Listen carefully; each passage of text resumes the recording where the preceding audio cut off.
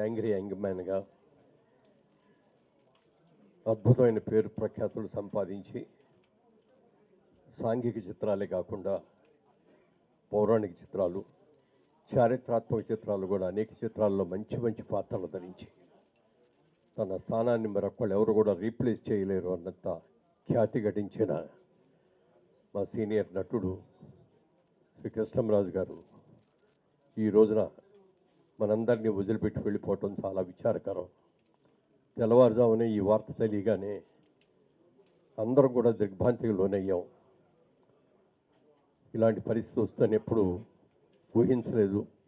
మధ్య మధ్యలో అప్పుడప్పుడు చిన్న చిన్న అనారోగ్యాలతో హాస్పిటల్కి వెళ్ళినా 4 రోజులు ఉండి వారం ఉండి వచ్చేసేవారు.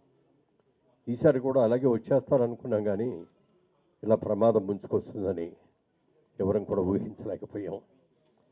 ఆయన కేవలం నటుడుగానే కాకుండా నిర్మాతగా కూడా అద్భుతమైన చిత్రాలని నిర్మించారు. ఆయన తర్వాత ప్రజానాయకుడిగా కూడా 2 సార్లు పార్లమెంటు సభ్యుడిగా ఎంపిక అవడమే కాకుండా కేంద్ర మంత్రిగా కూడా తెలుగు చలనచిత్ర పరిశ్రమ నటీనటుల్లోంచి మొట్టమొదటిసారిగా కేంద్ర మంత్రి అయిన ఘనత కృష్ణంరాజు గారికి దక్కింది.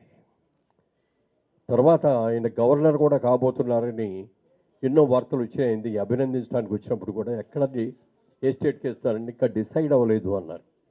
మరి తర్వాత ఏమైందో తెలియదు, అది మిస్ అయిందనుకుంటా. అలాంటి స్థానంలోకి వస్తారు, గవర్నర్గా వస్తారు అనుకున్న టైంలో ఈ లోపునే ఈయన చనిపోవటం దురదృష్టకరం.